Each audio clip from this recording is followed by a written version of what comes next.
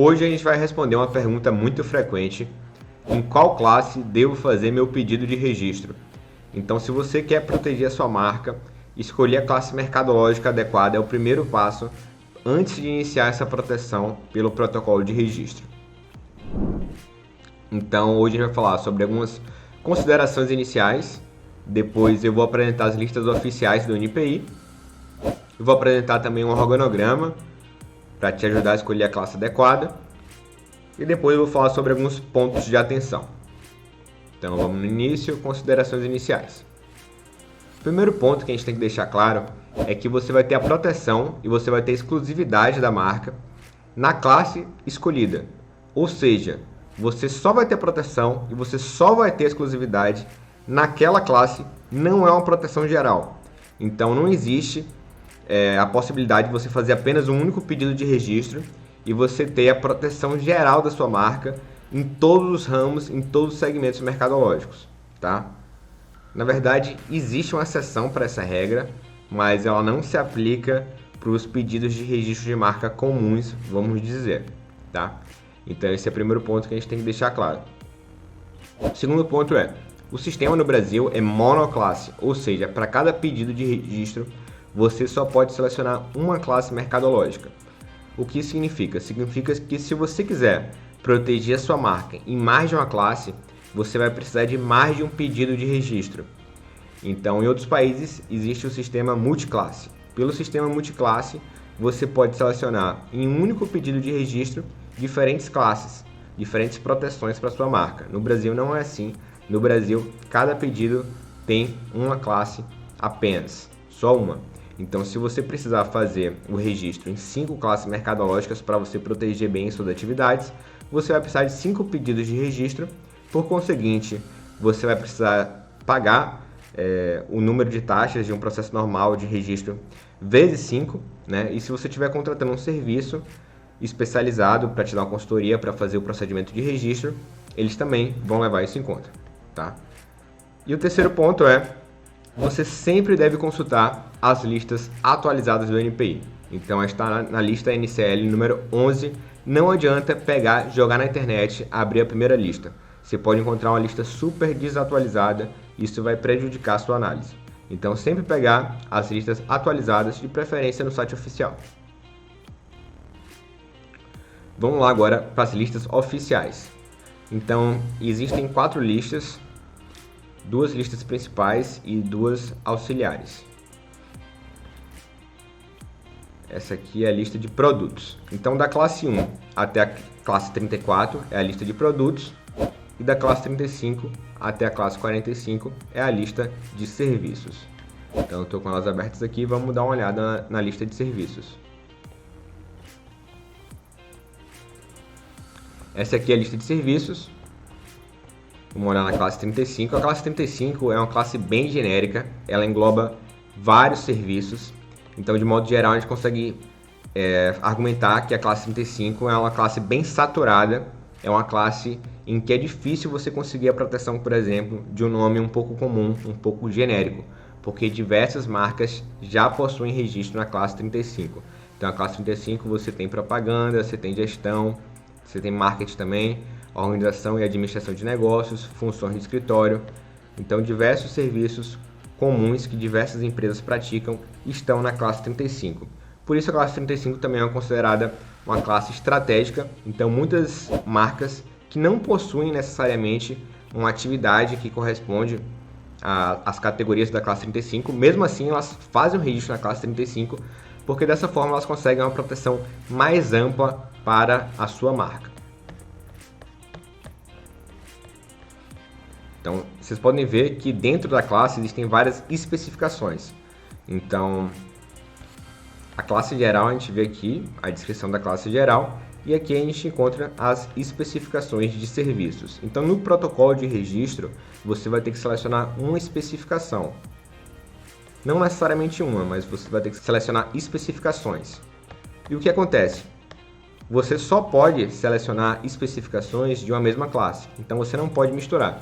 Você não pode pegar uma especificação da classe 35, botar no seu pedido e pegar outra especificação da classe 36 e botar no mesmo pedido. Não tem como fazer isso. Por isso que o sistema no Brasil é monoclasse. Então vamos dizer que você vai precisar registrar a marca do seu consultório de odontologia. Você vai vir aqui, CTRF é a forma mais eficaz de pesquisar. Serviços de odontologia. Pronto, você já achou a especificação adequada.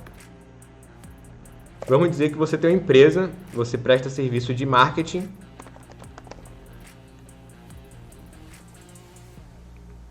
E vamos dizer, você já achou, né, a especificação de marketing. Vamos dizer que a sua empresa também faz design de logos, tá? Então, no caso, você pode pesquisar aqui, design. Olha, a gente não achou aqui design de logos. E é comum isso acontecer. É comum que você busque pela sua atividade, pelo seu serviço ou pelo seu produto, que você não consiga achar a correspondência exata aqui nas especificações que as listas oficiais te apresentam, tá? Então, nesse caso, você tem que procurar de outra forma, ou você tem que procurar uma especificação que tenha semelhança com o serviço que você presta. Então, no caso, deixa eu buscar aqui por artes, serviços de criação em artes gráficas. Então, aqui você pode selecionar se você tem um serviço de design de logos, por exemplo. Você pode selecionar essa especificação. Essa aqui é a lista de serviços, que é a lista de produtos, classe 1 até a classe 34. Existem vários produtos aqui. E se você não conseguir achar o seu produto ou seu serviço nas listas principais, você pode ir para as listas auxiliares. Então a gente falou aqui sobre as listas. Vamos voltar aqui para o Miro. Vou falar agora sobre o organograma. Então a gente bolou esse organograma para facilitar a escolha da classe adequada e para que você evite cometer quaisquer erros nessa escolha. Então vamos lá, como escolher a classe início. Pense nas atividades do seu negócio. Você tem produtos, quais serviços você oferece? Então a primeira coisa a se fazer é pensar nas suas atividades. Então você pode até pensar de forma abstrata. Quais atividades eu desempenho? O segundo passo é você tentar pensar nessas atividades em termos de produtos ou serviços. Então, por exemplo, se você é influencer, pense nas atividades do seu negócio. Eu não sei que atividade eu faço exatamente, eu sou influencer. Influencer, geralmente, a gente enquadra como serviço de entretenimento. É a classe principal para os influencers. Então, você tenta sempre trazer um pouco da classificação entre produtos e serviços para a sua atividade. Então, um exemplo, claro, também é a atividade de comércio. A atividade de comércio, ela se encaixa também na classe 35 e muitas vezes a gente fala para os nossos clientes, olha só, no caso da sua atividade de comércio, se encaixa na classe 35 de serviços. E a gente escuta, mas eu pratico comércio, não é um serviço. Então, pela classificação do NPI, é um serviço sim. Pela classificação NICE, a classificação internacional de produtos e serviços de NICE, é sim um serviço à prática de comércio. Então você sempre tem que pensar primeiro de forma mais abstrata nas atividades e depois você tenta passar isso para um produto ou para um serviço. Terceiro passo é buscar na lista oficial do NPI. Então buscando, você pode usar o CTRF mesmo. Se você encontrou o serviço ou produto, identifique quantas classes você vai precisar. O número de classes vai ser o número de pedidos de registro. Então é só você emitir as taxas de acordo com o número de processos e depois dar o start por meio do protocolo. Agora vamos ver se você não encontrou o serviço ou produto. A técnica mais efetiva nesse caso é você pesquisar a marca de uma empresa concorrente como parâmetro. Então, o ideal é você entrar no módulo de pesquisa do NPI e pesquisar por uma marca concorrente que você sabe que tem os mesmos produtos ou os mesmos serviços que a sua marca. Nesse caso aqui tem uma dica muito importante, que é a seguinte: sempre pesquisar por uma empresa, uma marca que tenha um porte similar à sua empresa, à sua marca. Então não adianta, por exemplo, você ter um serviço de streaming, um serviço pequeno, não adianta você pesquisar pela Netflix. Você tem uma loja de roupa, não adianta você pesquisar a Nike, porque essas são marcas de multinacionais e por isso elas possuem o registro em diferentes classes mercadológicas. Então essa é uma prática comum, quando a marca é muito grande, ela registra em várias classes, porque primeiro elas possuem de fato muitos serviços e muitos produtos, e o segundo ponto é porque elas fazem isso de modo proposital para ter uma proteção mais ampla da marca. Então, no caso, sempre pesquise por um concorrente do seu porte. Achando, mais uma vez, você vai identificar em quantas classes você vai precisar, e esse vai ser o número de pedidos de registro. Passamos pelo organograma. Agora, por último, vamos falar sobre alguns pontos de atenção. Então, faça uma pesquisa para cada pedido, para cada classe. Então, no módulo de pesquisa do NPI, você pode filtrar por classe, para você fazer uma pesquisa mais efetiva, para você ter uma noção melhor dos processos que estão naquela classe específica, que é da sua atividade, que é do seu serviço ou do seu produto. O que você não pode fazer é fazer uma pesquisa para uma classe e deixar de fazer para outra classe complementar, na qual você também vai registrar. Então, se você for registrar em 5 classes, se você for protocolar 5 pedidos de registro, você deve fazer uma pesquisa para cada pedido e para cada classe. Dessa forma, você vai ter uma noção boa sobre a viabilidade dos seus pedidos de registro. E muitas vezes essa viabilidade ela pode variar. Então, muitas vezes um registro ele pode ser viável em determinada classe, e o mesmo registro, vamos dizer assim, com o mesmo nome, ele pode ser inviável em uma classe diversa. Então, isso pode acontecer. E por que isso pode acontecer? Porque os processos são independentes.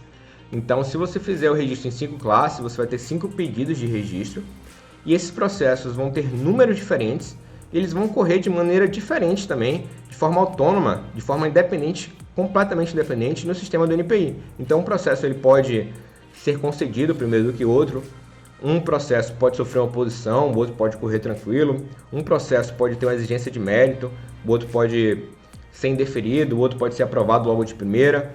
Eles são completamente independentes, então você deve acompanhar todos os processos que você protocolar. Não adianta seguir apenas um processo, você tem que pegar o número de todos os processos e acompanhar todos os processos protocolados.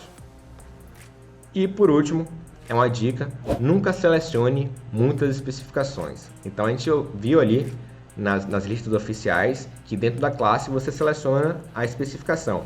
Você pode selecionar várias especificações, mas a gente não recomenda selecionar muitas especificações, porque se você selecionar muitas, o NPI pode fazer uma exigência de mérito. E aí, no caso, seu processo ele vai demorar mais, existem mais burocracias envolvidas na exigência de mérito. Então, nossa recomendação é nunca selecionar mais que 10 especificações, sempre selecionar menos que 10 especificações. Eu acho que é isso, deu para a gente falar bem sobre as classes.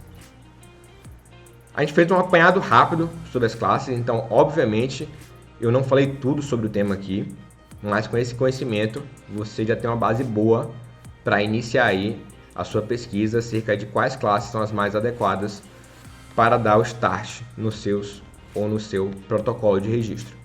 Então é isso, espero que tenham gostado e nos vemos no próximo vídeo.